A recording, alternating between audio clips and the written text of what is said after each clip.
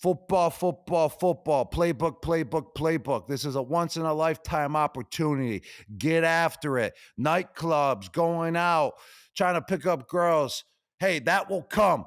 Just do what you got to do to make the team. Because the better you do on the field, all the other stuff comes. Exactly. The better you are as a player and the better your team does, put you in different circles. You probably get hotter chicks too.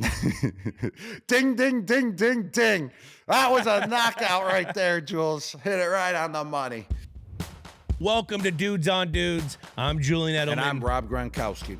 And this is the show where your favorite dudes get to talk about their favorite dudes. That's right. And this is our draft recap show. Who are we talking about today, Gronk? The Patriots' new offensive tackle that they got 4th overall in the draft, Will Campbell. I can't wait to see him get that O-line going. That's the left tackle that you want. And which teams had our favorite draft? I truly believe they had probably the best draft in the NFL for what they needed. I liked the Giants draft. And I give tips on how to be a great tight end and repetition after repetition so he gets the feel of where he should be with the quarterback. And then we wrap it up by hitting the chill line for the chillest dude of the week. You got to stick around to the end. Let's go.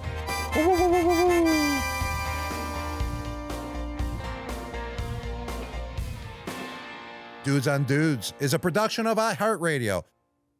What's going on, Robbie? Hey, Jules. How you doing, buddy? I'm good. I see that you have a little color. I have a little color. We both have a little color. It is springtime. Over here in Los Angeles, the flowers are starting to bloom. The leaves are starting to come over there. And where are you, Tampa? Yes, I'm in Tampa right now. How are those palm trees? The palm trees are always popping. The palm trees are always blossoming all over the place, especially in my backyard. I just have a wonderful backyard full of like 100 palm trees. It's like paradise back there. I love it so much. And I can get color at any time of the year here. It's so beautiful. I love it, Jules. I love the sun. I'm a sun warrior for life. Welcome to the sun edition today because we're both tan, baby. We're both sun-kissed. Isn't that what the kids say? You're sun-kissed? Well, yeah, out here, spring is coming. Ripped up my hands from gardening. Spent 5 hours clipping these goddamn agave plants with no gloves, and learned that I should probably put gloves on if I'm clipping those. So I'm excited. It's a happy time of the year. You were in Vegas for Easter / WWE WrestleMania. How the hell was Gronk Beach? Gronk Beach was popping this year. I actually couldn't do Gronk Beach at the Super Bowl because it would have been just too much on my plate. Obviously, Fox had the game. I was, doing the pregame show, halftime, postgame, and a ton of other extracurricular. How do you say that word? Extracurricular. I'm saying it wrong Thank you, too. Jules. Yes, it's a tough word. If you're getting word advice from me, we're gonna have a day. Yes, we are. Yes, we sure are, Jules. But we always have a day together, and that's why we do Dudes on Dudes, because we're always there to help each other out, and we're always there to pick each other up and have a wonderful day at the same time, no matter what the obstacles are. And all that stuff going on at the Super Bowl, Gronk Beach would have been just too much to handle. So I moved Gronk Beach to WrestleMania this year. And man, what a bright idea it was. What a turnout that we had. WrestleMania fans, they're delightful. Their passion is just to a whole nother level. The energy that they bring, I love it. It fits my suit, fits who I am. And Gronk Beach was absolutely popping, even though I was about to fall asleep before the party started, because I usually go to bed at 10 a.m. Eastern every night. The party didn't start till 11 p.m. West Coast time. So that was about 12. They had to let Jesus resurrect or something, right? To let him, the Easter egg hunts, Jesus resurrect, and then all that settled and the Gronk Beach started. Exactly what we did. I was actually an honorary Jew for the weekend too, because we threw Gronk Beach on Easter. So the the guys that throw the party and organize it, they're actually Jewish. So they made me an honorary Jew for just throwing Gronk Beach on the day that Jesus, resurrected. So I appreciate you guys looking out for me. But we let him resurrect, and then we threw Gronk Beach, baby, because that's what it's all about. And the people loved it. The people loved it. Hell yeah. I mean, people like that is when you entered the NFL, that was the first thing I thought of. I was like, WWE character, Rob Gronkowski. This guy, he's got a name. He's like Cher. Everyone just calls him Gronk. He's got one name. He's fucking larger than life. He's dancing to LMFAO. This guy is a WWE character, and it's only suiting that you have Gronk Beach at WrestleMania on Easter in Vegas. I'm sorry I couldn't make it. It was tough. I think I was coming back from Tahoe. I went to Lake Tahoe. It's all good, Jules. It's tough to make everything. I don't, make every single party. I can't make all your events as well. And you actually run yourself down and you get tired trying to make every party and every event. So totally understandable, totally acceptable. You can just show up to the next Gronk Beach. But my question is, how was Lake Tahoe since you were there over the weekend? How was that experience? Man, I went to Lake Tahoe, and I grew up going to Lake Tahoe as a kid, probably like once, maybe twice a year if it was a good year. Pretty expensive back then. Still expensive. And I forgot how beautiful that freaking place is, man. It was like unreal. It was 70 degrees, so there was still snow. We went to Diamond Peak, and then we went for one day, which was a place I used to go to when I was a child, and it was awesome having my dad skiing with my daughter. My brother was there. My niece was there. It was just some great family time. Got to snowboard, went sledding a day, but then it was 70 degrees at the lake level, so we were riding bikes during the day around this beautiful crystal clear lake that I forgot how beautiful that place is. I mean, it smells great. The pines are everywhere. The stars glisten like they're freaking lights right above your face. It was just such a cool place. Went to some local burger joints, had some good dinners. My mom cooked, my dad cooked. It was just a great getaway. And I forgot. I mean, Tahoe is just so damn beautiful. It is a cool place. All those mountain places are just, you're like reminded like how beautiful everything in nature is. Like when you go to Montana and you're driving and you see that beautiful sight, and you're in Lake Tahoe, you see the mountains around this lake, and I loved it. I had a great time. Well, that's great to hear about Lake Tahoe, but I want to hear about your golf game now, Jules. How's your golf game been? Have you been driving the ball long? I'm hit or miss. Why are you asking, Rob? I saw you take some hacks over the weekend, and I just love your form. It just has so much power behind it. And the way that you hit the ball, it's a heck of a shot. You belong basically on the PGA Tour if you can control that, drive every single time. I can't get it in the slot every time, according to Max Homa.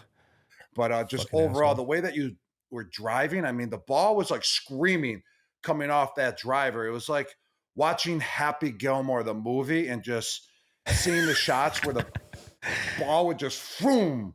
It's kind of like a rocket just vrooming into the air, but it's not like the blooper drives. It's the one that's just screaming and just elevating at a consistent pace. Not a rocket, but like an airplane taking off at full power, like jet taking off. And that's the type of swing and power that you have behind your drive, Jules. And I loved watching it. It's entertaining. Now, in a drive competition, I just got a question. If you have 3 balls, okay, would you rather have 3 balls right down the middle at like 280 yards? Like drive, and the competition is to drive it as far as you can against other humans.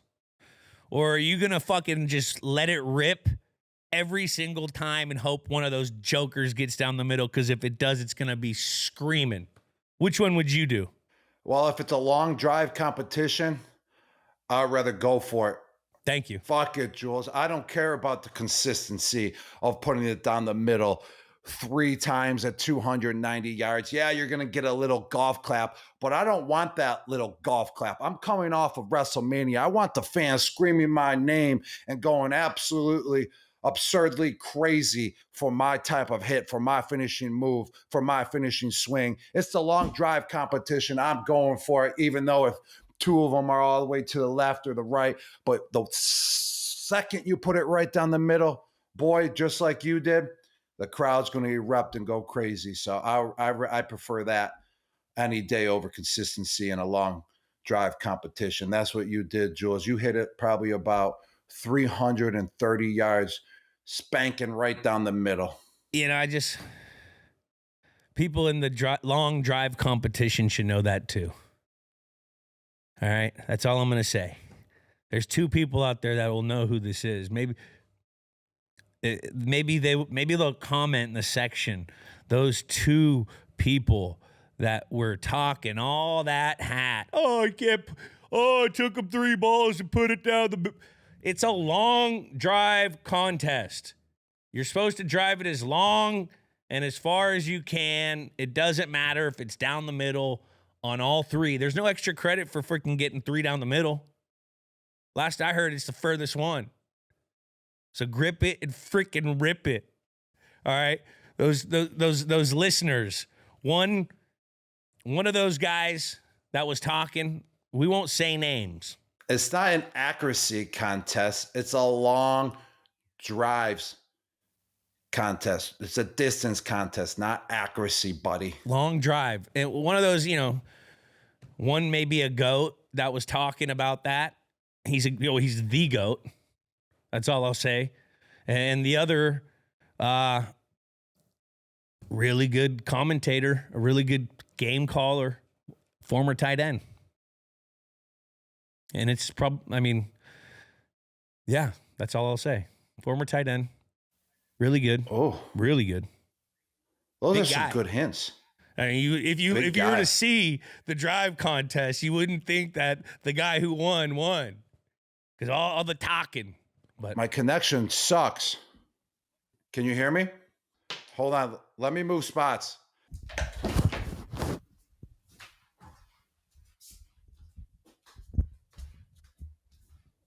All right. I can hear you loud and clear now. All right. This is way better in my family room. Sorry, folks. We had a little interruption on the play. We got blitzed. We got sacked. My internet was not working well, but we adjust on the fly.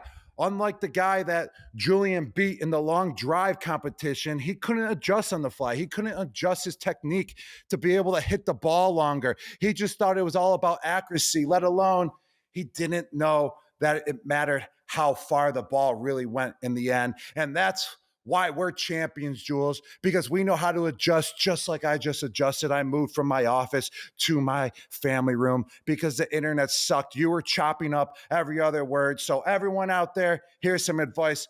Get some sound internet. Pay for some top quality shit. Unlike my cheap ass, I got, who knows, 1G right now, but now I got 5Gs in my family room. We're back. Let's hit it, Jules. Well, at least we got the Robbie G, and we'll continue this. How about this Wrexham team? Have you heard this news with Ryan Reynolds and Rob McElhaney? You're kind of talking to the wrong cat. I'm going to have to be filled in more on what's going on with all this. They buy a team, 4 or 5 years ago. They do this reality TV show. It's like a League 6 team. And don't fact check me. I'm just telling you the story.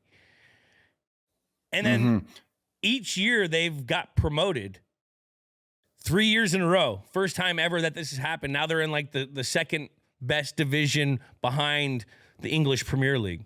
How fucking crazy is that? Should we buy a fucking team? I mean, I know Tom's got a team. Fucking JJ Watt has a team. JJ Watt's got a team. Everyone's getting a fucking London team. How do we get one of these teams? I'm not really sure how to get that done, Jules. And I don't really know how the divisions work over there. So I don't really know how the leagues work. I'll explain it in a nutshell. I'll explain it in a nutshell. So in soccer in Europe, you can get relegated if you're in the bottom third of your league, or you can get promoted if you're in the top third of your league. I don't know. That could be different in certain leagues. It could be only one. It could be two. But if you finish in a certain standing in your league at the top, they put you in a new division. And then the shitty teams, they get relegated, so they get thrown out of the division and go to a lower division. This team started in like Division 4, and now they're all the way up to Division 2, which has never been done. This is a really old team that has a huge support in a small community out somewhere in the UK. And Ryan Reynolds and Rob McElhaney bought the team, put money in, created a reality TV show around it. Now they have like the #1 jersey sales. They're freaking sponsored by TikTok, and all the teams in their divisions are sponsored by like local tire companies and shit. So like they've literally built this one program, which in Europe you can do all the way to the second league, and they could potentially go to the English Premier League if they fucking win their division this year. That's what they did. How fucking nuts is that? Tom owns a team. J.J. Watt owns a team. How come we don't own a team? It can't be that expensive. Well, maybe a flag football team, Jules. Should we own one of those? I mean, that's going to be up and coming. Maybe we should make a flag football league like this, where you get relegated and you could create a team, club team, and that club team will have like divisions and will relegate and promote the teams. We'll do a flag football league. Is there already a flag football league? World League? Yeah, we're late to the party. We're late. That's okay, though. It's already started, which is a good thing. UK is Wales? Everything is clicking right now for Ryan Reynolds and the Wrexham FC soccer club. I mean, like you said, they were probably waiting for this day to happen with the team moving up in divisions. I totally understand what you're saying. That's kind of what they should do with the MLB, because the system is set up for it already. The bottom two teams in Major League Baseball should drop back down to AAA. And the two AAA teams, the top two, should go in to the MLB. And then it'll just give them that many more incentives to be forming the best team possible, for baseball. So that's kind of just a creative idea that just came to me, because I like how they're doing that over in Europe and London. And just that team as well with TikTok that you said, with everything that they're doing, everything is just spanking right on the money right now for them, which is really cool to see. They're putting in, obviously, their work and due diligence, and it's popping off for them. So it's inspiring to where we want to buy a flag football team and, possibly go on that page, which is cool. I got a question for you. Yeah, what's your question, Jules? All right, this whole relegation promotion thing. What NFL team should get relegated, and why is it the Jets? Well, first off, I like how you didn't even give me the option to relegate a team. I was thinking the Indianapolis Colts for a moment, because the New York Jets didn't even matter at the time when we were playing. They weren't even competition, really. The Colts were, right before you got there, they beat our ass they beat our ass in the playoffs that one year in 14-2. They did. They did. They were pretty. They had that. Young in our career, they were decent. Yeah, they were. They had a really good defense. They had Rex. Those were some battles. It just those were after battles. That, it's been ever Sanchito left. I mean, it's been tough.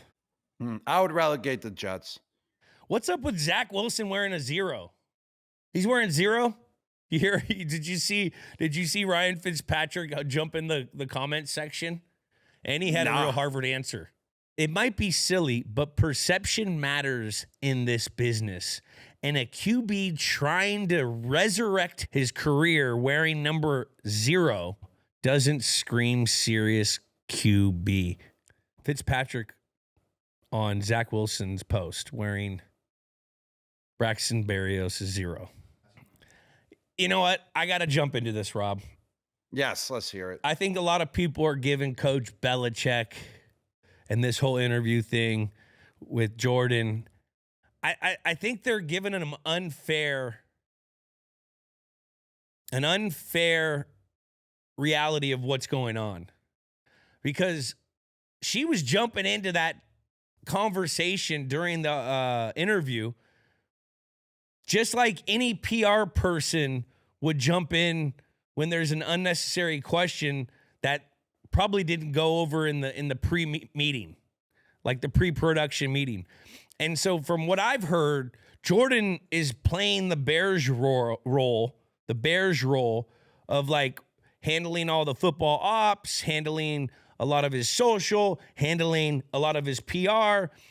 And so like when you look at this situation and you say, oh, this is his girlfriend jumping in, I think that's unfair. I think she's actually working, and that's her profession right now with Coach Belichick in the professional world. Now, doesn't mean that they can't have a relationship and do the mermaid shit that they do. That's relationship time.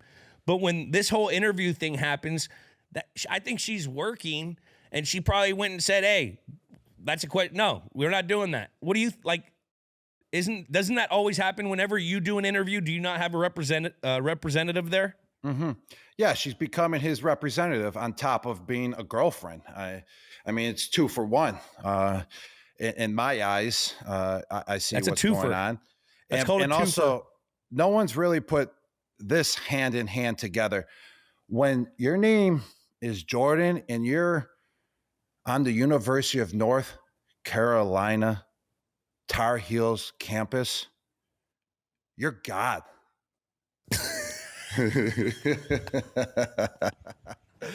You're untouchable. You're untouchable if your name is Jordan. If your name is Jordan in Chapel Hill, just shut the fuck up and let the shit go. Exactly. Rob, that was beautiful. That was poetry. That's all I got. I got. You know what? They're winning the Natty this year, potentially. I got them in the bowl. They better. I got North Carolina because of that whole situation. All right. Before we break down the Patriots draft, we got to give a shout out to the Admiral, Joe Cardona. Patriots released him yesterday. 2-time Super Bowl champion.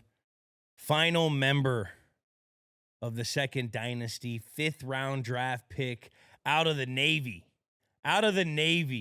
Which he was like one of the first players that was able to go right away, but served in the offseason in Newport, Rhode Island. That's what people don't understand. Joker was still on station, still serving in offseason, Newport, Rhode Island. What a hell of a career. He is a Patriot. He is what the Patriot way was. Unsung hero, great locker room guy, always worked his dick off, knew when to be seen, knew when to be heard. Mm-hmm. You know, like that's kind of Joe. And he's someone you could always talk to. And like, he was just always even keel. And if you always hear the phrase foxhole guy, he's a fucking foxhole guy. You hit it. You hit it spot on, Julian, with the praise to Joe Cardona. First off, I just want to say thank you for your service, Joe. Not just, to the New England Patriots organization, but serving our country, while being on the New England Patriots as well. You were double dutying it, which has probably never been done before in the NFL, from my understanding. Just appreciate everything you have done in the locker room, on the field, to help us win games and protecting our freedom.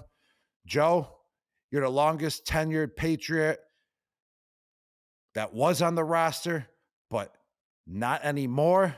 And we appreciate it. You had 10 seasons with New England, 4 years at Navy. You just celebrated your 33rd birthday. You're a good dude. Just shout out to you, brother. Hell of a career. Hopefully it continues somewhere else. I'm going to his wedding. Going to his wedding next week, so I'll see him. It's going to be in Boston. Well, tell Joe I say what's up. I think the invite got lost in the mail, but that's all right. You don't want to invite the big Gronkster. The party might get turned up a little bit too much. I think I asked him why he didn't invite you. He said, I think Rob probably has a Gronk Beach that weekend. Well, Well, that's a good possibility, but just give him a little shout out for me, Jules. I love Joe. I will. Tell him I say will. what's up. I'll let him know. Let's shift over to the Patriots draft, Robbie. Well, what do you think about the Patriots draft, Jules? Let's get right into it, man. I like it. Mm-hmm. I like it a lot. And being in the media now, you got your circles. You got your circles, and I call all these little circles, all my little sources everywhere that are still affiliated with teams, still in the mix, as they like to say.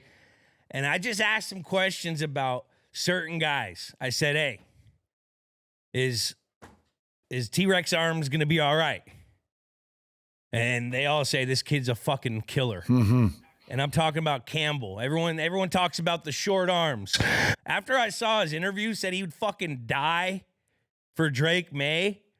It gave me low key some Logan Mankin vibes. Mm-hmm. It gave me some Logan fucking Mankin vibes, where he's like just country and the last, just super country guy. And the last undersized tackle that everyone thought we missed on was this guy named Matt Light from Purdue in the second round, I believe, who was way too small to play tackle, played for us for what, 11, 12 years, 3 Super Bowls, fucking stud. I'm super excited about that pick. I'll let you go to one of your favorite picks. Who do you like? Yeah, I really like Campbell. I think it wasn't just a position need. I think I really love him. That's the best part about this pick, is that it was a position need for the New England Patriots, but also at the same time, I believe that he was one of the best available players in the draft too. It wasn't like a far reach, oh, we need an offensive tackle, let's just draft the first guy, that even though he's not deserving of a top 10 pick, he was deserving of a top 10 pick. So it goes hand in hand. Wonderful pick. And what I'm really excited about, though, was their second round pick in the running back that they got out of Ohio State, Tayvon Henderson. I think he can walk right into the Patriots organization and possibly be, their starting running back from day one.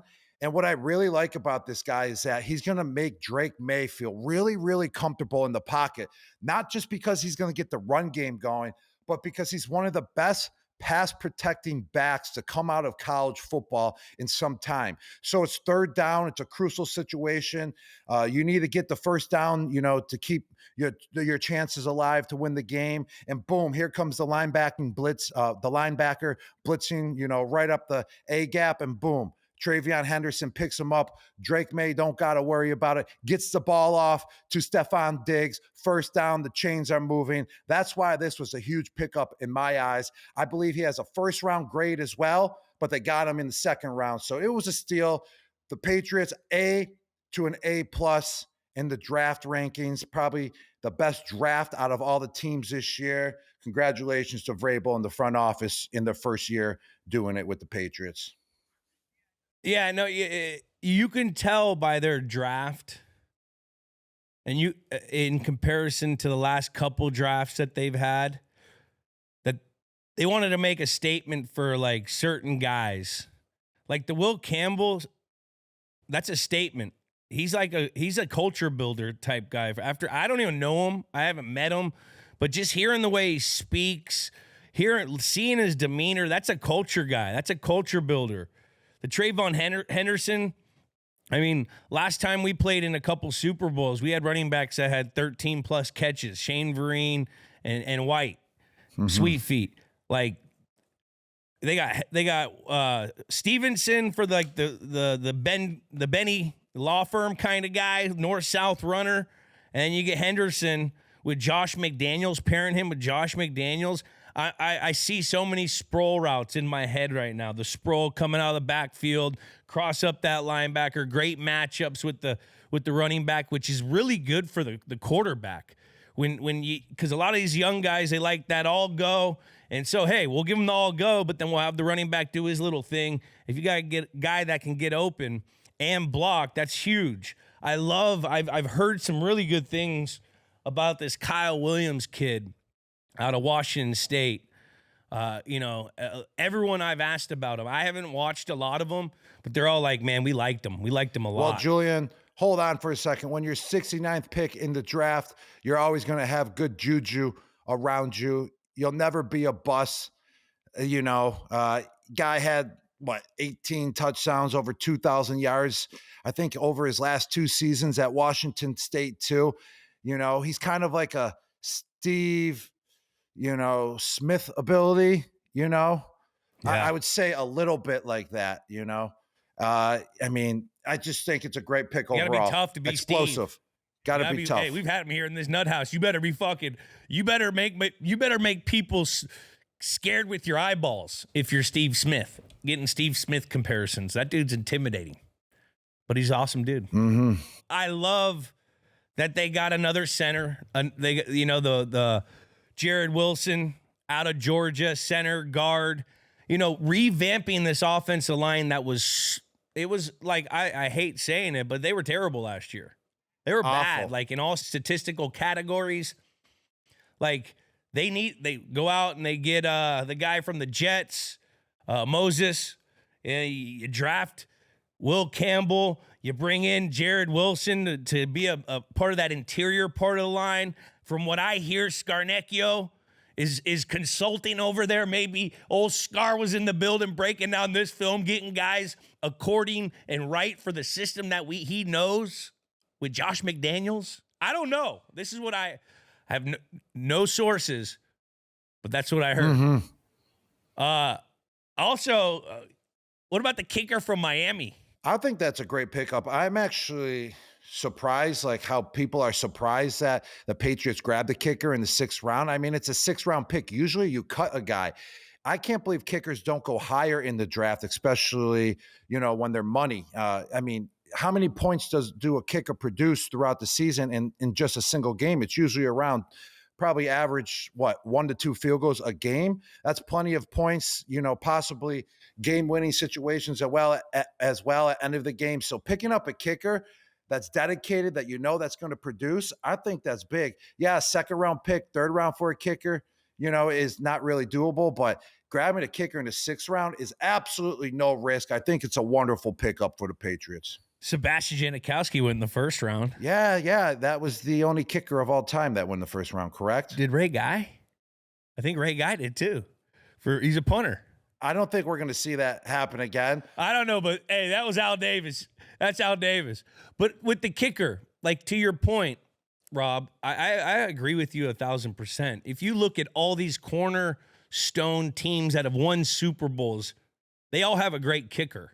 When we were playing, we had Steve Gostkowski. The team before us had Adam Vinatieri. The Peyton Manning teams over there in Indy, when they had Vanderjagt, they lost. When they got fucking Vinatieri, they won a Super Bowl. You look at the Chiefs right now, Buckhead, or what is this, Buckhurt? Buckner. Buckner's he's dialed. You look at the Ravens, just Tucker.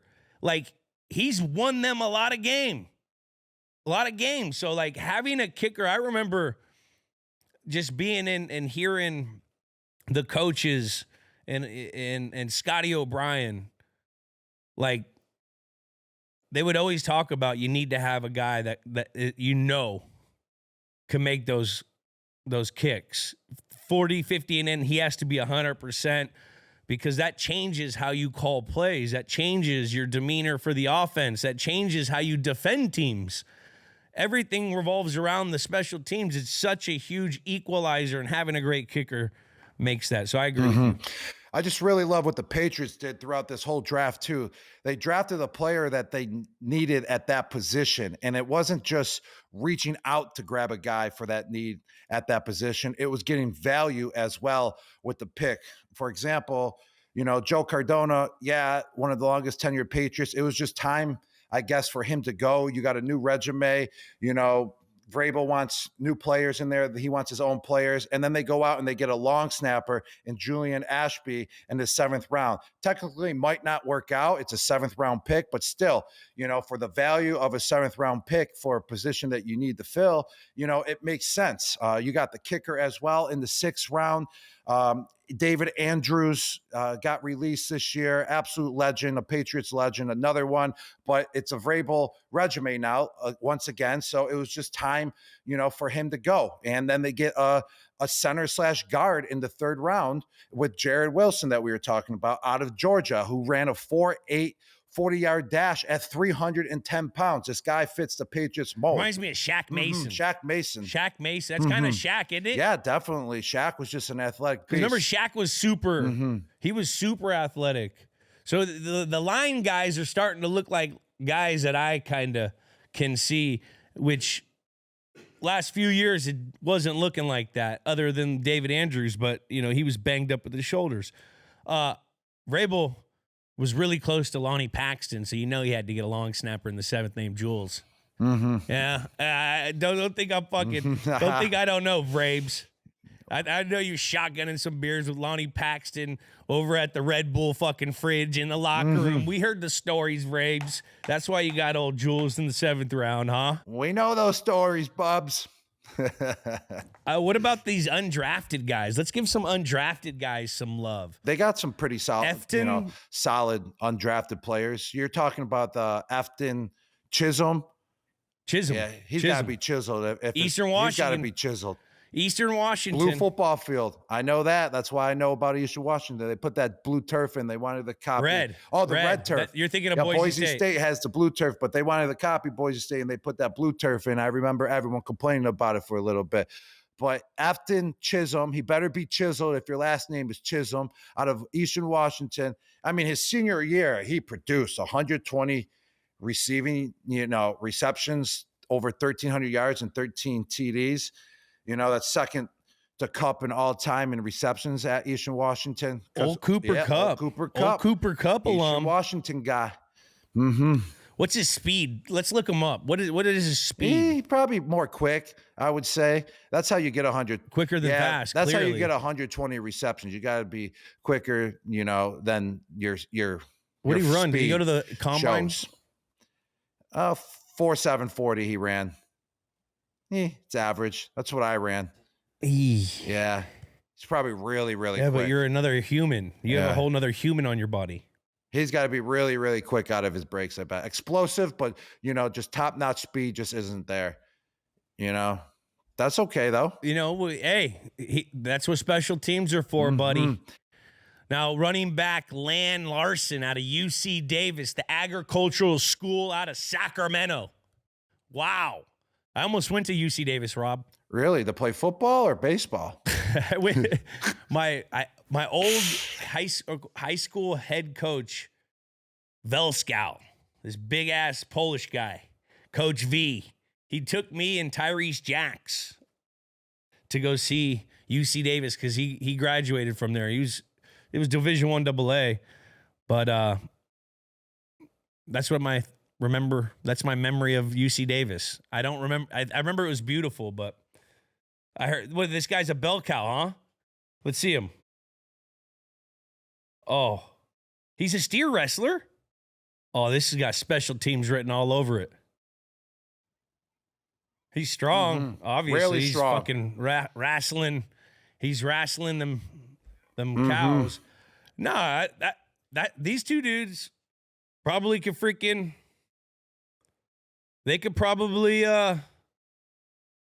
compete for special teams. I mean, that's what you bring these guys in, and to build depth, build depth to your starters, and compete on the special teams. That's how I made the damn team. Yeah, no doubt about that. I mean, they're long shots. They're dark horses to make the roster. But, hey, guys, remember, there's the practice squad. I think there's, up to 13 to 15 guys in the practice squad now. You can, sit on that squad for a year to develop, go against the first team defense of the New England Patriots, practice your skills, learn the ins and outs of the NFL, just improve on a daily basis as an undrafted free agent. And then, boom, you can become a special team star out of nowhere. You can start getting some reps with the third team and show your skills, and then all of a sudden someone goes down and you get a call and you got to fill in at the game, and boom, that's your shot. And just never know when it's going to come, so just always be prepared and always be ready and give it your best every single day. Always have a chip on your shoulder, you undrafted free agents.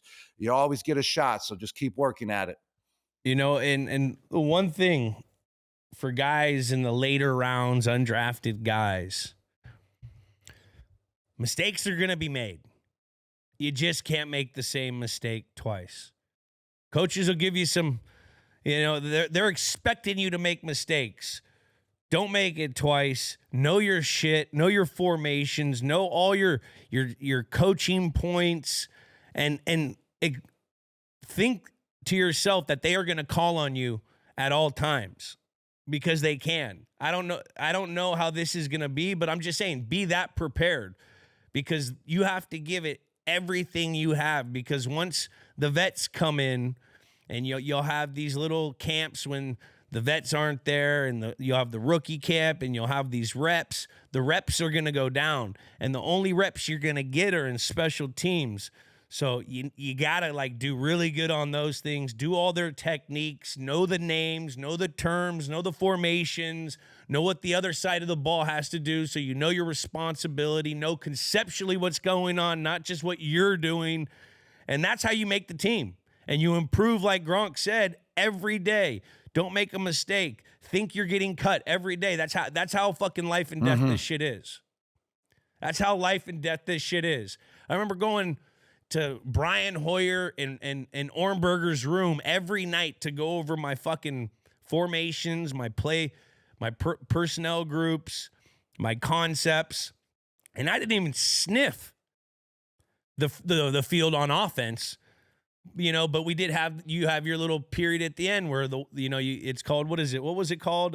Makeup period, or that one period where you go, kind of younger guys on younger guys to give them their reps. Oh, I know exactly what you're talking about. It's just not clicking in my mind. Yeah. But you got to take advantage of that. Any rep you get is being watched. This isn't college anymore. They don't have a backup to the backup long snapper. There's not 120 guys on a fucking team. There's 53 and 15, maybe 16 practice squad guys. That gets small when you see it for the first time. A lot of great points, Julian. A lot of great points made right there. And talking about just going over your, the personnel, the formations and all that, as just a higher, round draft pick, I would say you get a little bit more opportunity. You get a little bit more room for mistakes, but eventually if you make too many mistakes, they'll still put that undrafted free agent in front of you because you're making too many mistakes. As an undrafted free agent, you don't want to make a mistake twice, like you said.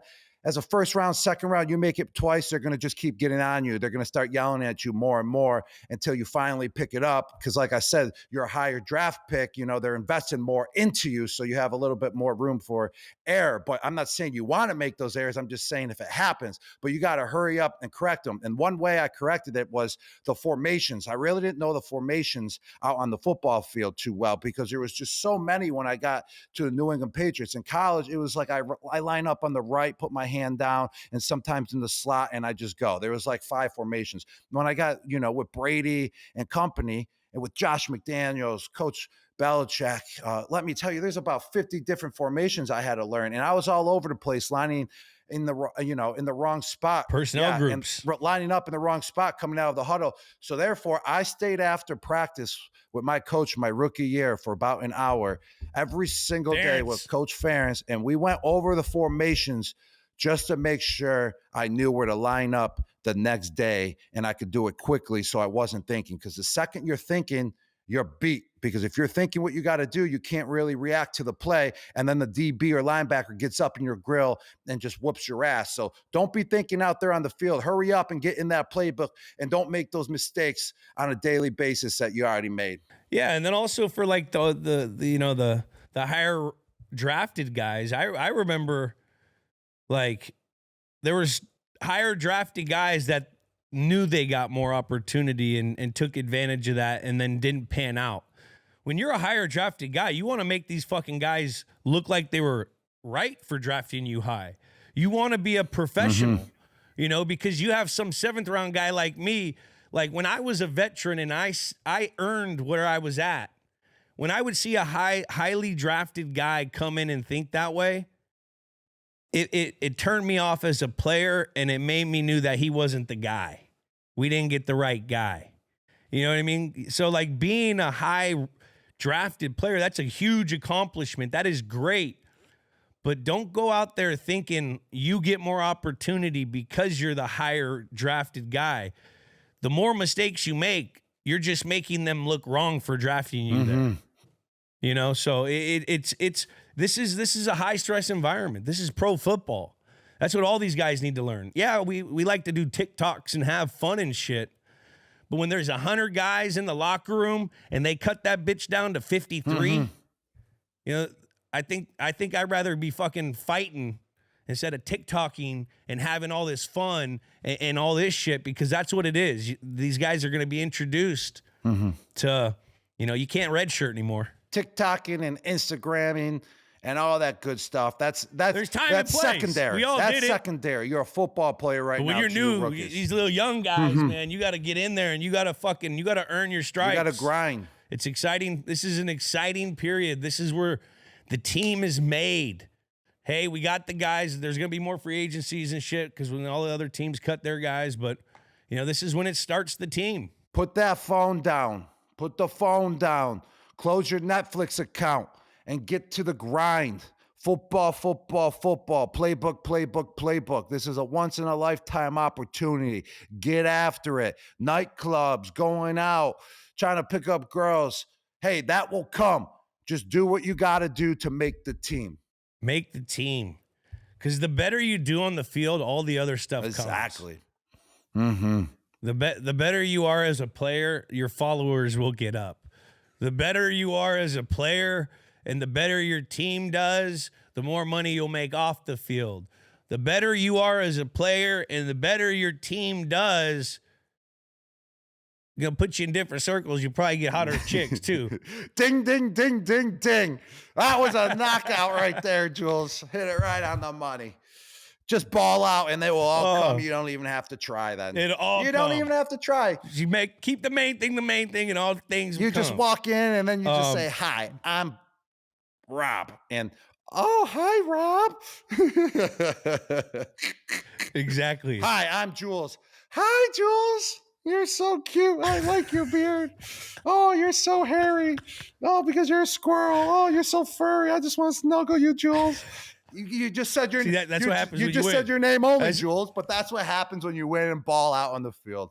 I don't even know what we just. Yeah, me neither. But what letter grade would you give the Patriots? I give them an A. I mean, I truly believe they had probably the best draft in the NFL for what they needed and for the value of every pick. So hands down, I give them an A. I truly, like I said, that Henderson pick with the second round when they took him at running back, I was really thrilled with that. I mean, great value, great job by everyone. And I think he's going to be a good guy for offensive coordinator Josh McDaniels to work with as well and develop him. I'm excited with the draft. I'm not giving it a letter grade. I mean, you can't trade the draft until like 2 years. I got to see him take a pro snap. Got to see him be able to call a play in the huddle or take a play, digest a install day. You know, seeing something new for the first time, bringing it from the classroom to the drill to the grass, you know, all that stuff. You got to see that. So, but hey, they definitely filled some things that they definitely need. And that's what you want. You want to fill holes with staple players that, what is this? Jules is more of a pass-fail kind of guy.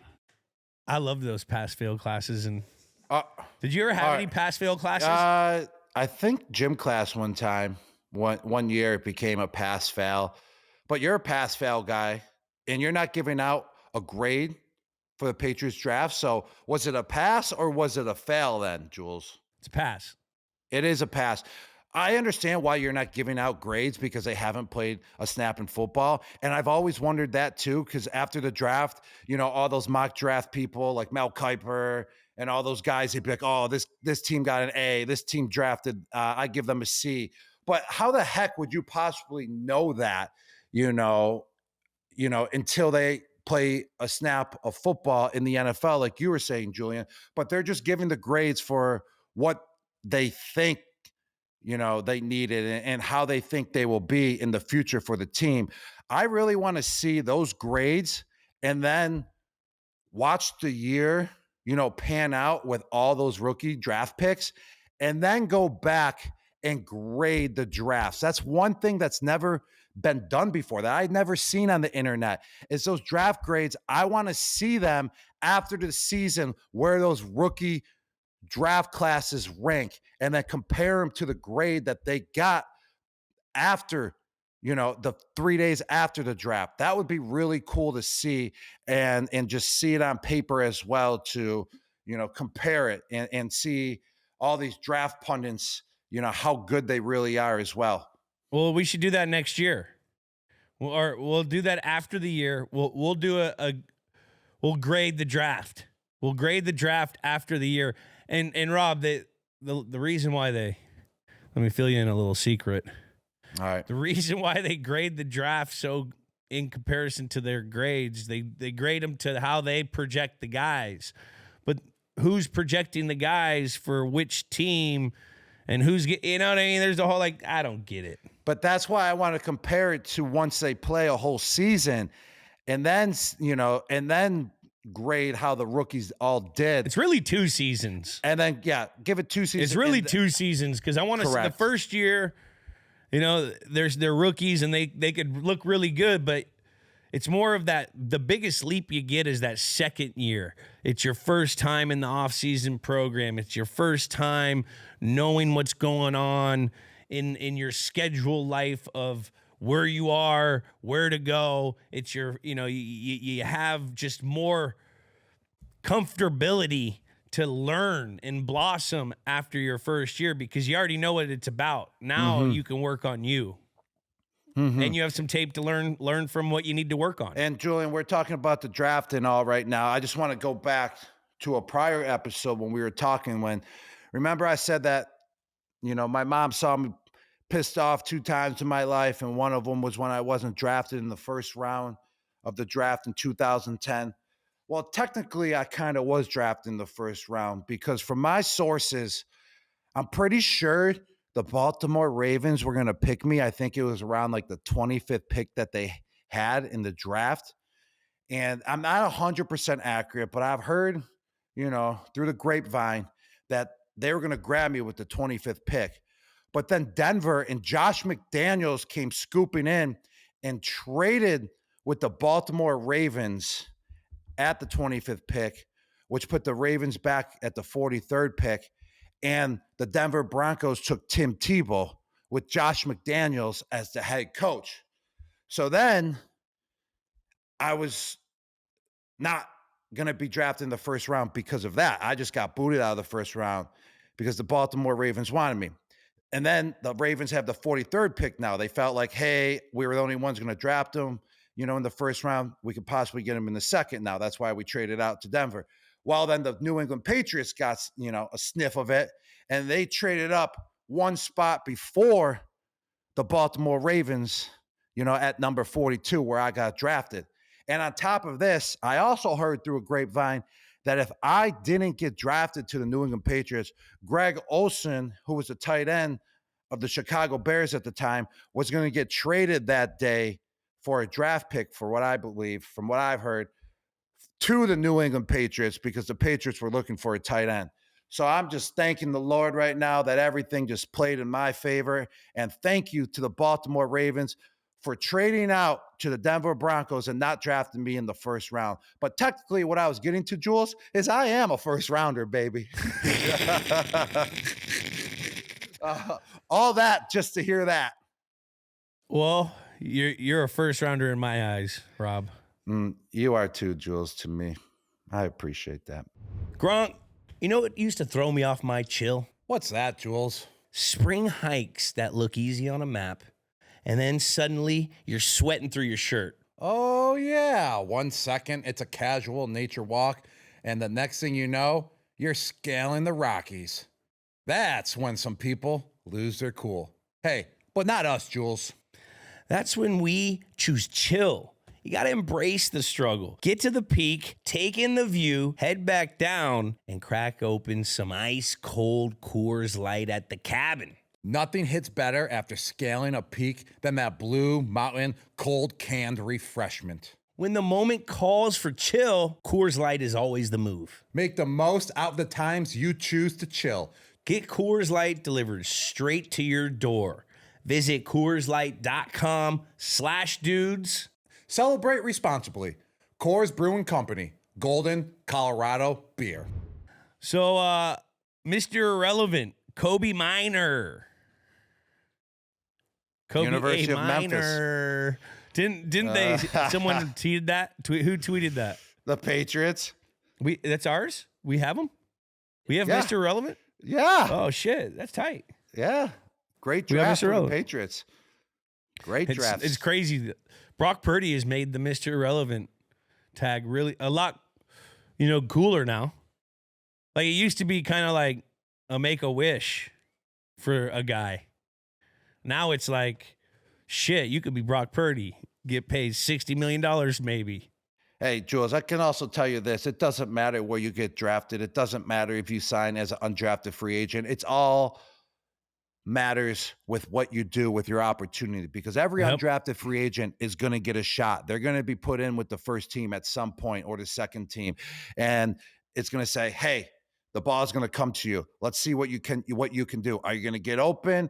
Can you block this guy? And if you can't, well, then your opportunity is going to start closing as soon as possible. But if you can pick up the block, if you can make that catch, when your number is called, well, then you're going to get another chance. And then you're going to get another chance. So if you showcase your skills, no matter, where you were picked up, if it was the 7th round, if it was the 1st round, if you were undrafted free agent, you're going to get an opportunity. It's what you do with that opportunity when given. So keep your hopes up, everyone. If you were disappointed, if you were drafted in the 7th round, 6th round, 5th round, or didn't get drafted at all, you're still going to get that shot and go out there. You either prove them wrong or you prove them right, and go prove them wrong. Got to.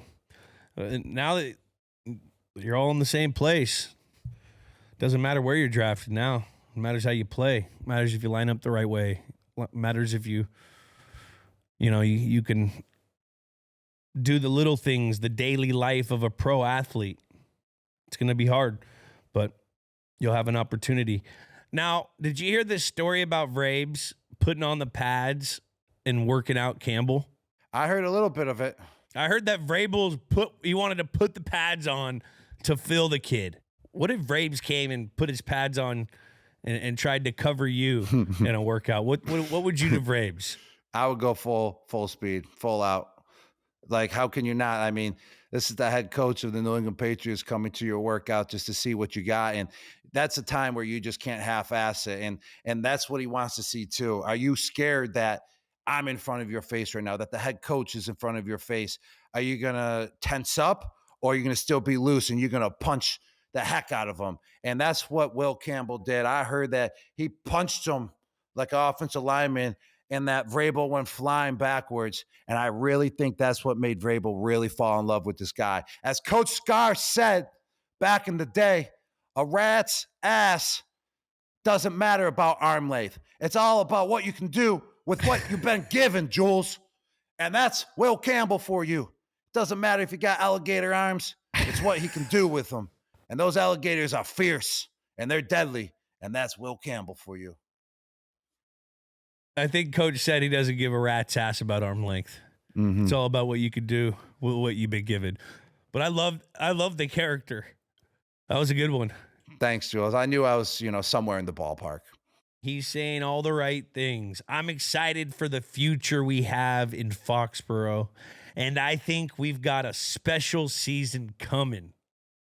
I'm going to fight and die to protect Drake May with everything I've got. Mm-hmm. I'd fight and die. That's the left tackle that you want.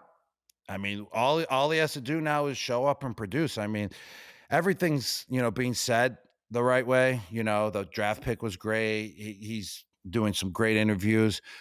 But what really truly matters is what you do when it comes down to the stretch and haul of it all. When it comes down to training camp, when it comes down to the regular season games and the playoffs, it's all about showing up and performing. So we love everything so far, and now it's just time to put him to work, develop him, get him, ready to speed, to be that, every play, every down tackle, and to have that trust in Drake May as well, that he can just drop back and just fire it in his backside. Blind side protection is good to go. So that's what really matters now, baby. He's a big boy. He's 6'6", 319. I mean, he's won every damn trophy there is. He's known as a nasty fucking player. I'm not worried. He must got big booty and big quads, because he actually looks so slim. I think he's all packing in his legs, and that's as an offensive lineman, that's where you want to pack, all your strength and power and explosiveness is in your legs. That's how you get to move guys. It's not about how strong you are up top. Yeah, you got to be strong up top, but if you got lower body strength, I mean, you can push a car, you can haul a car, you can push a defender. It doesn't matter how big they are. So I think that's where he's packing his weight and powers, right where you need to, right in those hips, glutes, and thighs. That's an offensive lineman for you. There's a quote that came out that he said, "You see that, Dad? They got a Bass Pro Shop right there. Easy access.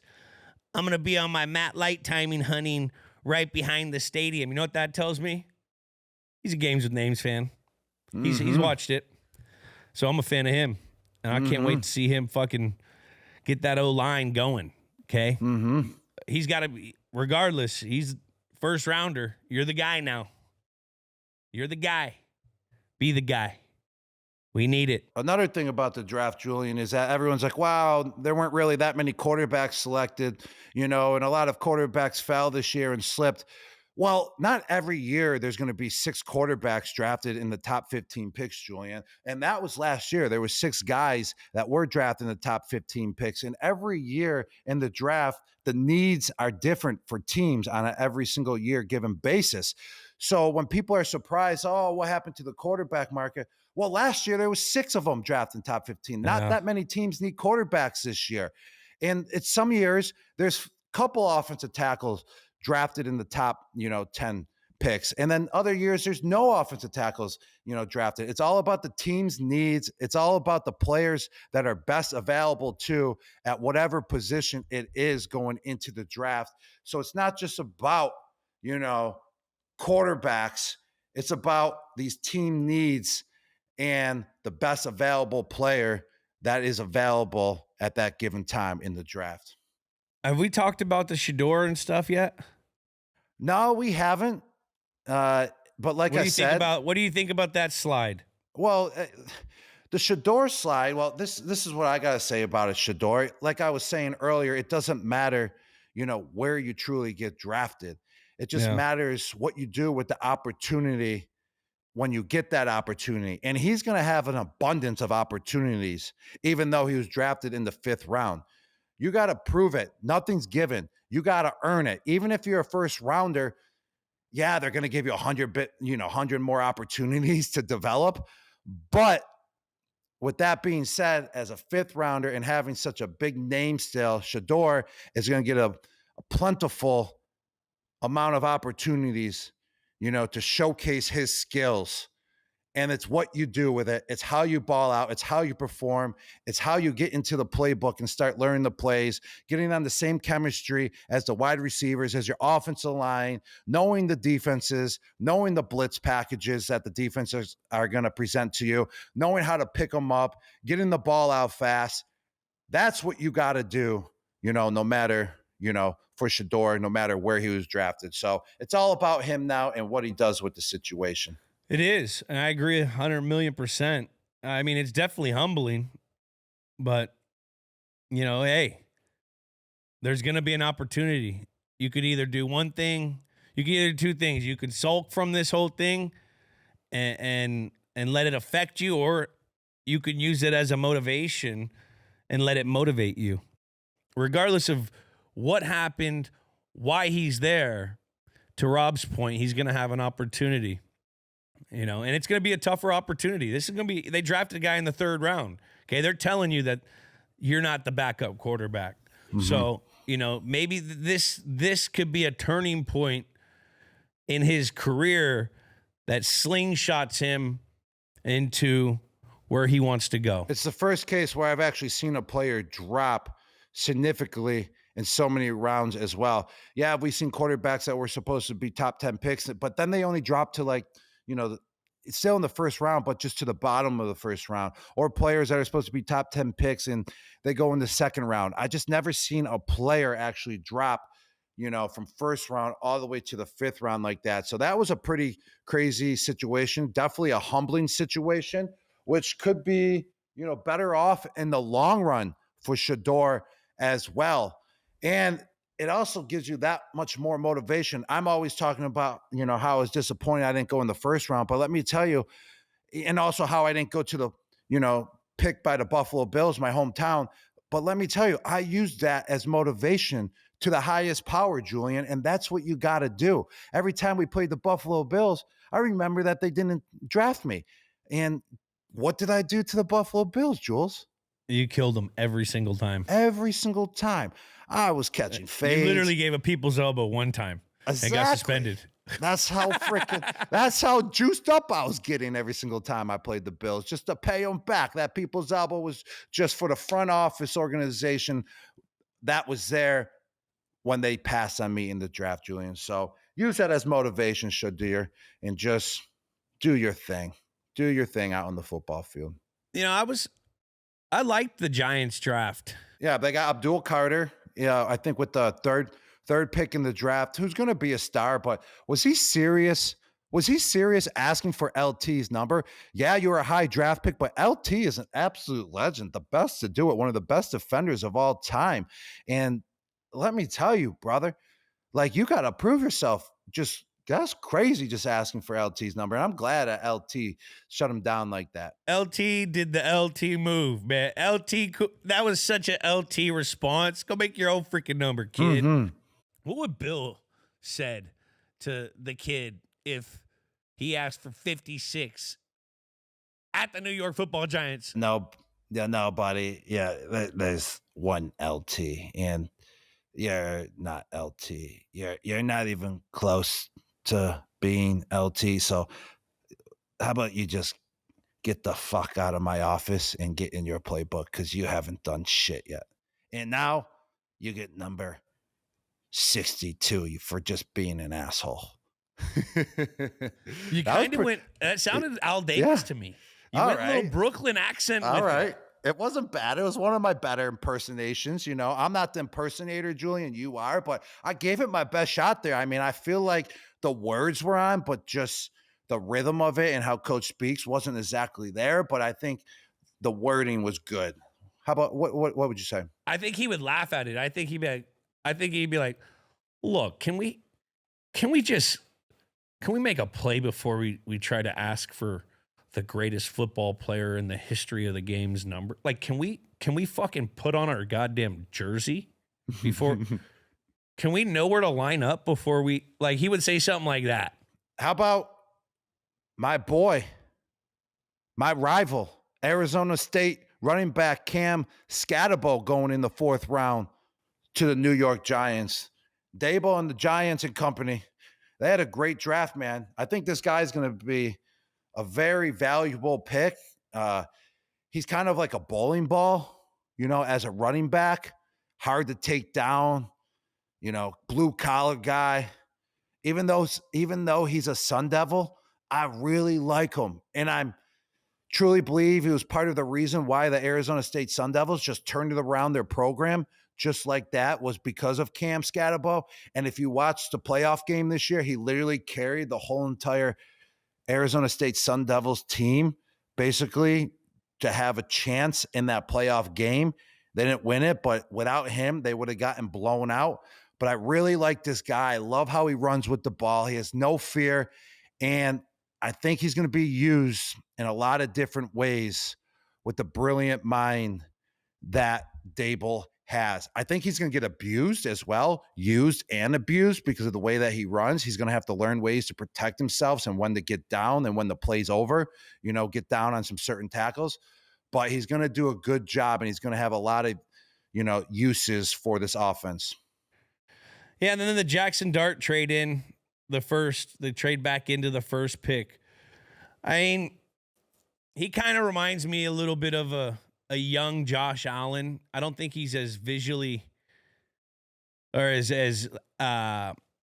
physically big as Josh, but he's gotten better every year in college. I watched his Gruden thing. Those Gruden quarterback camps have been awesome to watch because you can get a real little tell of how these guys are going to be when they're in the locker room or in a meeting, how their demeanor is going to be. Are they wanting to learn? Are they making too much joke time out of shit? Are they trying to, you know what I mean? Like, you could see a lot of that stuff. And, he was a cool kid. He's confident. He definitely needs to learn how to get down and protect himself. He's very reckless with the football and his body. Very reckless with his body, and he'll learn. He'll get baptized in the National Football League and be reminded that you can't do that. And if he doesn't, he'll be on the sideline. So in Dayball, Dayball had to develop fucking Josh Allen. So it's a good guy to be developed by. I hope that the Giants give Dayball, the time to do this, because it wasn't his fault for doing the things in the past that team has done. Let's move on to the next. Travis Hunter going to Jacksonville. Browns, Patriots, or Giants. Name one of those teams that he goes to. I don't think he's going to the Giants or the Browns. I don't think the Patriots are going to get him either. Well, then where is he going? Well, who's next? Kansas City Chiefs? No. He's dropping. What's the top 10? To the 31st pick? I hope he doesn't go to the Jags. I don't hope he goes to the Jags either. I bet you the Jags pick him up, though. He can't go to the Jags. I can see him go to the Jags. No. I think Travis Hunter's going to the Jags. It won't be fun, though, if he goes to Jacksonville. Does someone trade up for him? It needs to be a fun market for Travis Hunter. He needs to go to, like, a New York market, Patriots market, like something like that. Even Cleveland's better than Jacksonville. Is he the most talented player in the draft? Of course, because he plays both ways. Well, it's going to be exciting. But he has to go to a market where it's exciting as well. The Jaguars isn't really an exciting market. Even when the Jaguars are good, it's still not that exciting. Jaguars haven't been exciting since Mark Brunell retired. We basically called it. He's going to Jacksonville. I called it. Yeah, you did. You did call it, Jules. And I was wrong, I didn't see the fit, going to the city of Jacksonville because Travis Hunter is an electric player. The organization of the Jacksonville Jaguars hasn't been electric in quite some time. Like you said, since quarterback Mark Brunell. What kind of made it fit, is that the new resume for the Jacksonville Jaguars, I feel like, are trying to change that perspective of the Jacksonville Jaguars because they traded up for him, which made it more powerful. It was more impactful. That 8th grade GM was heartfelt about it. And the Jags feel like he's the new style of an NFL player, so it can boom that organization. Hey, we're transcending now, and we're going to be that team that's exciting and that's electrifying. And Travis Hunter is going to lead the way. So I may possibly be wrong with what I said earlier. And I am here to say I was wrong if it happens to be electrifying. This James Gladstone introduction, holy shit. This guy should get a fucking Oscar. That was like the tone. I was just watching about cadence on public speaking, and this guy hit everything to a whole. How old is he? He's a young guy. 32 years old. Mm-hmm. The guy can speak. That old Gladstone. I tip my cap to you as a that was a fucking. I felt like he's 34. He's 34-year-old. I felt like that was like we're about to start a movie or something. I wanted to get. I got my popcorn. I was eating there, watching this, and that guy's storytelling and his everything. It was spectacular. And, it's a good move for them. Like, exactly for the point of what we argued 4 weeks ago or whenever we dropped that, there hasn't been any excitement in Jacksonville. They got Trevor Lawrence. They wanted him to be the exciting factor. He hasn't. They brought in a bunch of free agents, the Kirks and all the other guys. They have Josh Allen on defense, who's a really good football player. They got good players, but no one is making them exciting. And this move shows and proves to their fans, hey guys, we want some excitement too. Mm-hmm. So here, we're going to give you the most exciting football player in the draft. And I think that was a slam dunk move for them, and it shows, where their mind's at. I think it was cool. They even added a swimming pool to their stadium like couple years ago to try to make it exciting to get, fans to the games. I mean, if you ask me, I thought that was pretty cool. I would have definitely been the guy to be in that swimming pool while That's a sick watching a pool. football game, especially back in the day. Yeah, it looks really cool. So, hey, I got a question. Because the Jacksonville Jaguars, they play over in London about 2 times a year. Do you think that Travis Hunter will be the best-selling jersey in London, Jules? I don't know. Probably, right? I would say so. Honestly, if they put them on like kickoffs and kickoff returns, because the fans in London, they go so crazy over our special team plays because there's something being kicked. So they're like reminded of soccer. So if he like houses a kick in London, oh yeah, they'll fucking love him over there. He'll be the lad over there, mate. Good old day, mate. Travis Hunter, mate. He my favorite player. All right, Jules, any final thoughts on the draft? What do you got? I liked what the Rams did, collecting a first-round draft pick next year in a quarterback fertile draft. Les Snead, man. They've hit on, like, this is like watching Howie Roseman jump in the first round and get the Alabama linebacker, watching Les Snead trade out, like, those are the guys. I think that's the cream of the crop of the GMs. Watching these guys, because Les Snead, anytime you hit on a Puka Nacua in the 5th, you hit a Kyron Williams in the 5th, after selling your soul to the devil for a Super Bowl, which they did, you have to hit on your draft picks, and they've been hitting on their draft picks. The Versus kid last year, he's got like 6.5 sacks. They're hitting and building their team back up from the quarterback thing that they had to do to get their Super Bowl. They're building through the draft, which, I love seeing that. I can't wait to see this Terrence Ferguson tight end, with Matthew Stafford. Higsby's been really good, but Higsby's been kind of hurt. Anytime Sean McVay and Les Snead draft running back in the 4th round, just take a look. Take a look at this guy's name, because they know how to make their running backs go. Look at Kyron Williams, 5th round draft pick. He's been balling out. Now they get a nice fresh set of legs. Anytime you add a big boy at the D-line level, that's depth. And then the receiver in the 7th, we'll see what's going on.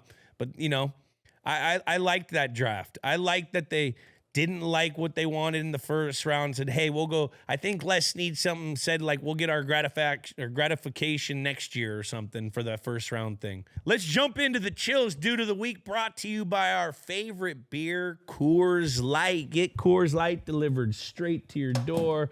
Visit CoorsLight.com/dudes and celebrate responsibly. Jules, I got my Coors Light in my hand.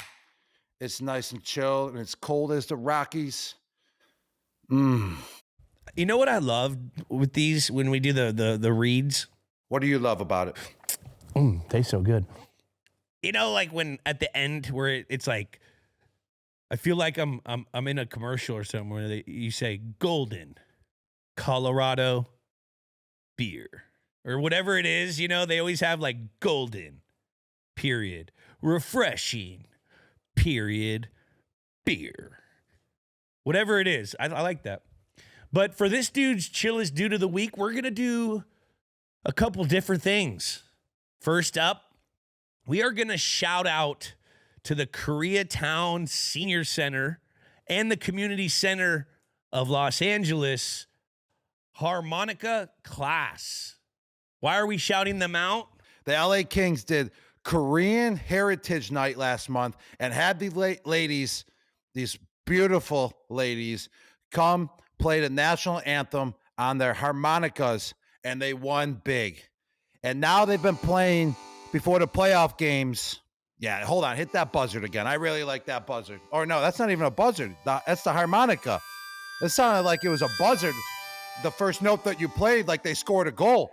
Because it is like scoring a goal, celebrating the Korean Heritage Night. Thank you to Coors Light for making that night more wonderful too. Feeling good and tipsy and quenching your thirst. What a nice cold beer, as cold as the Rockies. And now they've been playing before the playoff games, and LA scored 13 goals in the first 2 games. So they got to win Game 6 tonight to bring it home for a crazy Game 7, and therefore they can bring the ladies back for Game 7 as well. So shout out to the LA Kings in the Koreatown Senior Community Center of Los Angeles harmonica class. Keep doing your thing. They sent me a jersey. Music in the years is heaven. Thank you. It's heaven, that harmonica. And we're Bruins. We're Bruins pod. We're Bruins pod. But our Bruins aren't in right now. They trade a nose-face killer. I mean, I don't know what the fuck's going on over there. Killed their season. Our little Brad, our Murchie gone. We ain't even in the playoffs. What the fuck is going on out here? So we decided to keep our hockey love, and the LA Kings are on all the time out here. So, shout out to them and the harmonica ladies of the Koreatown Senior Center for getting those harmonicas blasting to get them some goals. Go Kings, go. Go Kings, go. And then, hey, what about a shout out to our boy on the Dallas Stars? He's coming back for the playoffs. Not really sure how he's doing or how the Stars are doing, but I know they're in playoff contention. You know who I'm talking about, Tyler Seguin? Tyler Seguin, baby. Having a heck of a career down in Dallas. That was our boy when we were, up in Boston when he was on the Bruins his first couple years when he was a young buck, like 19, 20, 21 years old. And oh, my God. We were like 22, 23. And then he got shipped down to the Stars, and he's having a heck of a career down there. And Dallas is up 3-2 right now on the Avalanche. And I'm pretty sure that Seguin was activated off of the injured list as well. Let's go, Seggy. And he's probably just had a kid. Out. So congrats to old Segs. I think he had a kid a couple months ago. Congrats, buddy. Boy, has he grown up. Have we all grown up? Time has changed. And, you got to grow up, Jules. If you don't grow up, man, life is going to be tough. You got to grow up. Yeah. Now, the other chillest dude of the week is you callers, right, guys? We love these awesome call-ins. So let's hit the old chill line and see what you guys are up to. And again, that number is 561-203-5789. Let's go. Hey, this is Stacy from Texas, and I love your podcast, and I was just wondering how you keep the same frame of mind when you're broadcasting from podcasting, because do you ever slip and cuss on air? So love your show. Keep it up. Thanks a lot. It's a really great question, because there's times when I'm in, the pre-production meetings and we're going over the show and you drop an F and you're like, oh shit, I can't say that. You know what I mean? And so it is putting on a different cap, your podcast cap, and you're talking to the FCC cap. So yeah, it's definitely a different thing, but we've been so trained through our life as pro athletes, kind of when we're addressing the media, to kind of keep it semi-clean, that I think I have slipped up on air and said something that I wasn't supposed to. When I'm broadcasting, Stacey, I feel like I'm on more pins and needles. I'm more aware of the situation that I'm on live TV. I'm more presented to not say something outrageous because I know it's live and you can't take it back. And also, I want to be more prepared when I'm broadcasting, because when you're podcasting, it's not live. You can go over some notes right on the spot. Just broadcasting makes you want to be on the higher side of preparation, and that's the difference, I feel like. I love that. Hey, Gronk and Jules, what's up? I was just wondering, I just got a big juicy bonus at work, and I was looking to take the wife on a vacation, somewhere nice, somewhere good to treat ourselves. And I was wondering, what are your favorite vacation destinations? Let me know. Thanks, guys.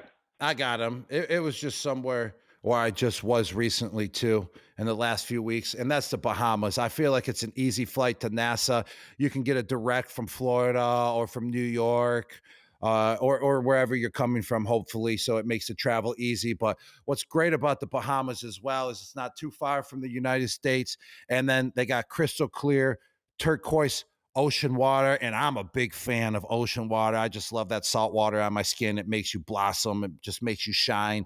It just takes away that inflammation from the muscles that I just love so much. It makes Ninkovich think that you're on Botox. Yes, it makes Ninkovich think that. He was commenting in our comment section saying, Gronk's on Botox. It's because I was actually in the Bahamas, in the sun on a daily basis, and in the ocean, in the turquoise water, and it was just making me blossom. So I would go to Bahamas, especially Baha Mar. Wonderful place, tons of activities, a water park, wonderful beaches, good food, really good food. Yes, if you love jet skiing, love boating, they got all that too that you can rent. And I'm telling you, your wife, what wife doesn't love pictures? So it's a great spot to take pictures as well. Yeah, I think with this particular type of vacation, because it's from a work bonus, you got to go beach. You got to go beach. Now, regardless if it's in the Bahamas or you're going to go to the Keys, let me throw a little kicker out there. If you want a little, I love the Bahamas, the Bohemian people. Is that all right to say? Is that what they say? Yeah, that's Bohemian? Totally fine. Bohemian. Dude, they're all so fucking cool. Every time, they're really cool people that are chill. Hawaii gives you that same kind of thing with the Hawaiian lifestyle.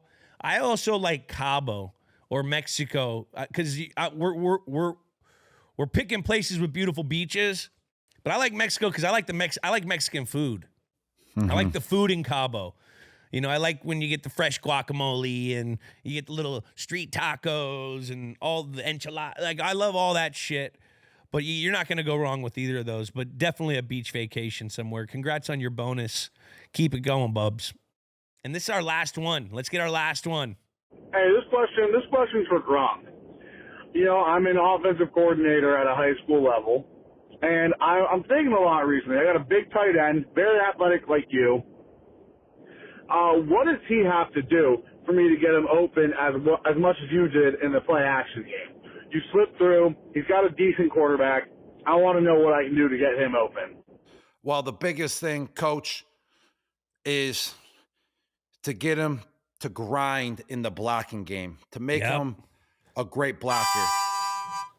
That's what I'm talking about, Julian. I love that harmonica. You got to bring it every single time we podcast. It just enlightens my mode. It just brightens my mind when I hear that. It's music to my ears. So keep doing that whenever. Oh, there we go, baby. I'm just tingling right now from my head to my toes, baby. And that's what I'm talking about. I feel like I can dance all night long and just tippy tap all over the place. Hit it one more time, Jules. Oh, Coach, that's the sound that you want to hear when your tight end releases and it's a play action out of the backfield and kaboom, the quarterback just dumps it right off to your tight end. So get him the block, get him to be nasty in the blocking game. So every single time that it's a play action, the linebackers are scared of him and step up, to stop that run. And then kaboom, he has to have a good feel about where to get open on the play action as well. It's going to be different every single time in the play action game on where to go to, because it all depends on how hard the linebackers step up to the line of scrimmage when that play action is going down, and make sure your quarterback is selling it too in the backfield with the running back, and repetition after repetition so he gets the feel of where he should be with the quarterback out there. So make him a fierce blocker and then have him have that feel of where he should be on the field with linebackers stepping up to stop the run. I love it, Jules. Yeah, you gotta block. The only reason Gronk got it so open because guys they had to brace to hit him, and he'd slip right by him because he was such a force in the block game. That's right, baby. That's right. And that was the chillest dude of the week, thanks to our favorite beer, Coors Light. Get Coors Light delivered straight to your door. Visit CoorsLight.com/dudes. And remember, celebrate responsibly. Mm-hmm. Well, that's been another episode of Dudes on Dudes. Subscribe on Apple Podcasts, Spotify, Amazon Music, wherever you listen to your podcasts. Comment a dude you want us to do. And remember, Rate and review.